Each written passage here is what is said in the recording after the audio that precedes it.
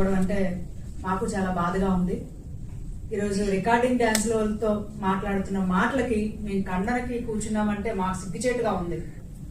ఓ రాష్ట్ర home minister ఆవిడ ఎంత కష్టపడి ఏ స్థాయి నుంచి వచ్చారో అందరం చూసాం. కానీ ఒక కోడిగుడ్డి ఒక పరిశ్రమలకి ఒక రాష్ట్రానికి పరిశ్రమ తీసుకురా బాబు దావోస్కి వెళ్ళానంటే చలి ఎక్కువ ఉంది అందుకే నేను వెళ్ళలేదన్న వ్యక్తి ఈరోజు వాడు బాబు సంపాదించిన ఆస్తి నుంచి గవర్నమెంట్కి ఒక కారు ఇచ్చాడు, ఒక వెహికల్ ఇచ్చాడు. నేను వాడి వదిలేసిన బుల్లెట్ ప్రూఫ్ వాడకాను గల కారుని వాడుతుంది అని చెప్పి మాట్లాడుతున్నాడు. వాడు బాబు సొత్త గవర్నమెంట్కి ఇచ్చిన కారు, గవర్నమెంట్లో తిరుగుతున్న వెహికల్ వాహనము గవర్నమెంట్ సొత్తు, ప్రజల సొమ్ము. అది మర్చిపోయి నీ సొత్తులాగా నీ బాబు సంపాదించిన నీ బాబు గారి సొత్తులాగా నీ వాహనాన్ని తిరుగుతుంది అని చెప్పి మాట్లాడుతున్నావు. సరే, మీ అమ్మ, మీ భార్య, నీ అక్క ఉన్నారు కదా ఇంట్లోని, వాళ్ళు వేసుకున్న మేకప్తోనా నువ్వు ఇల్లు కట్టిన పుట్టి వేస్తున్నావు ఇల్లుకి, పార్టీ ఆఫీస్కి. మీరు 5 ఏళ్లలో 1500 కోట్లు సంపాదించి ప్రజాధనాన్ని రంగులకే ఖర్చు పెట్టారు కదా, అది వాళ్ళ యొక్క మేకప్ కిట్లలో నుంచి వచ్చిన పౌడరా? ఒక రాష్ట్ర హోమ్ మినిస్టర్గా ఉన్న వ్యక్తి గురించి నువ్వు మాట్లాడుతున్నావు అంటే మహిళలకి మీ ఇంట్లో ఇచ్చే గౌరవాన్ని అలాగే చూడాలా? చెప్పండి ఒకసారి. ఇలాంటి మాట్లాడి రోడ్డు మీద మాట్లాడుతున్నాడు అమర్నాథ్. కనీసం ఏ పరిశ్రమ తీసుకొచ్చాడు, ఎన్ని అభివృద్ధి చేశాడు, ఎన్ని సంక్షేమం చేశాడని ఎవడైనా మాట్లాడతాడు. అంతేగాని అభివృద్ధి సంక్షేమాన్ని పక్కన పెట్టేసి ఎప్పుడు వ్యక్తిగత జీవితాల గురించే మాట్లాడమే వీళ్ళకి టైంగా పెట్టుకొని ఈ రాష్ట్రంలో మళ్ళీ ప్రజల్ని గొడ్డల పార్టీని తీసుకొస్తాము, గొడ్డల పార్టీతోని గొడ్డలతోని వేటు చెప్పి తెలుగుదేశం పార్టీని నరికేస్తాము, తెలుగుదేశం పార్టీని గొడ్డలతోనే భూస్థాపితం చేస్తామని నడి రోడ్డు మీద మాట్లాడుతున్నాడు. సిగ్గుగా లేదా? నీ పార్టీకి సిగ్గుగా లేదా? పైరున్న అధిష్టాన నాయకుడు అలాగే ఉన్నాడు, కింద ఉన్న వారు అలాగే ఉన్నారు. ఈరోజు అమర్నాథ్ గారు నడి రోడ్డు పైన సంసారాల గురించి మాట్లాడుతున్నాడంటే ఎంత సిగ్గుచేటండి. నువ్వు ఇంట్లో చేస్తున్న పని ఏంటి? ఈరోజు బిడ్డలకు అనమంటున్నాడు, అదే పనిగానా బిడ్డలకు అనమని చెప్తున్నాడు. ఆయన ఏం చేశాడు? పాటించాడు అన్నాడు. ఆ రోజున్న రాష్ట్ర పరిస్థితుల్ని చక్కదిద్దాడు చంద్రబాబు నాయుడు గారు.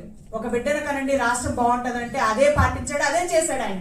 ఈరోజు రాష్ట్ర పరిస్థితి ఏమైపోతుందో అని చెప్పి బిడ్డల కనండి అని అంటుంటే దాన్ని తప్పుగా వక్రీకరించి నడి రోడ్డు పైన హేళన చేస్తూ మాట్లాడుతున్నాడు.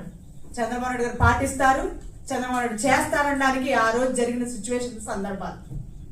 నడి రోడ్డు మీద సంసారాల గురించి, కాపురాల గురించి మాట్లాడుతున్నారంటే ఎంత వ్యక్తిత్వ హననాన్ని దిగజారిపోయి వాళ్ళు పార్టీ అధికారంలోకి రాదేమో అని భయపడుతూ మహిళల పైన నీచంగా మాట్లాడుతూ, సంసారాల గురించి నీచంగా మాట్లాడుతూ, ఉద్యోగాలు ఇస్తే నీ ఉద్యోగం ఎవడు చేస్తాడో అని అడుగుతావా? ఏ ఉద్యోగం ఆవిడ చేస్తుంది? ఆవిడ ఒక టీచర్గా వచ్చింది, ఒక హోమ్ మినిస్టర్గా ఉంది. ఆవిడ ఉద్యోగం చేస్తే ఎవరో వాడి ఊర్లో ఉన్న ఆరు చేయదంట ఉద్యోగం. నీ ఉద్యోగం ఏంటి? నీ ఇంట్లో ఉన్న ఆడవాళ్ళు ఏ ఉద్యోగం చేస్తున్నారు? పక్కన్న ఆడదాని గురించి వేలెందుకు చూపితే నీ ఇంట్లో ఉన్న ఆడవాళ్ళు 3000 మన వైపు చూపిస్తాడు మర్చిపోతున్నాడు అమర్నాథ్. ఒక కోడిగుడ్డు తెచ్చి పరిశ్రమని కనీసం రాష్ట్రాన్ని వెళ్ళలేకపోయాడు.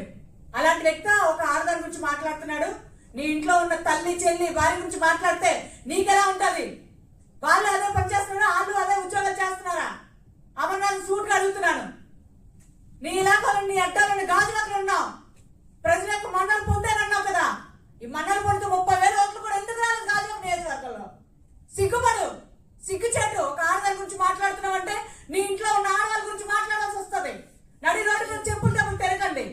మాకు ఒక సంస్కారం, వ్యక్తిత్వం అన్ని నేర్పింది మా పార్టీ కాబట్టి ఈరోజు రోజు మూసుకొని కూర్చున్నామంటే ఒకసారి ఆలోచన చేయండి. మేము కూడా మీలాగా బూతులు మాట్లాడినా, మీలాగా రికార్డింగ్ డాన్సులు చేసినా కూడా అవి మాకు అవమానంగా ఉంటుందని మీలాంటి రికార్డింగ్ డాన్స్ వాళ్ళు మాటలకి కండనేసిన ఉంటే మాకు చాలా సిగ్గుపడుతున్నాం.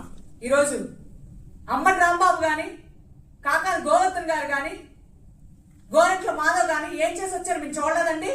మహిళలతో ఎంత అసభ్యంగా ప్రవర్తించారో, ఎంత నీచంగా డాన్స్ వేసుకొని ఏ పేకాట పార్టీ అనుకున్నారా? ఎలా పడితే అలా మాట్లాడతాడు. కాకాని గోవర్ధన్ రెడ్డి అంట, వాడు మాట్లాడే మాటలు చంద్రబాబు నాయుడు గారు అడ్మినిస్ట్రేషన్ కాదు అని అంటున్నావు. నీకుందా అడ్మినిస్ట్రేషన్? ఎంత అడ్మినిస్ట్రేషన్ చేసావు? చెత్త మీద చెత్త పన్ను వేసిన ముఖ్యమంత్రిగా మిగిలిపోయారు చరిత్రలోని. సిగ్గుపడు.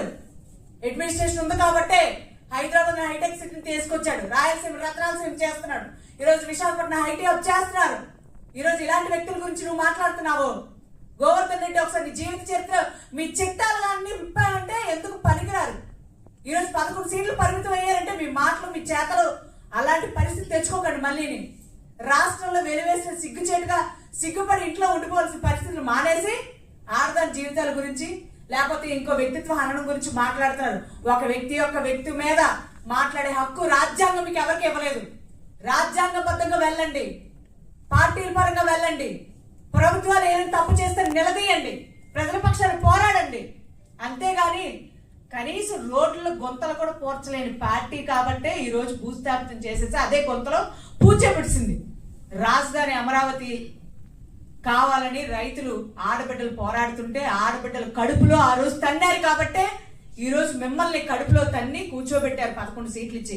ఆడ తలుచుకుంటే రాజ్యాలు కూలిపోతాయి కూడా. ఆడ తలుచుకుంది కాబట్టి మీరు 11 సీట్లు పరిమితం అయ్యారు. అలాంటిది ఈ రోజు రాష్ట్ర హోంమంత్రి గురించి కానీ చంద్రబాబు నాయుడు గారి గురించి కానీ ఎవరి గురించి అండి మీరు మాట్లాడుతున్నారు? నాకు తెలియక అడుగుతున్నాను.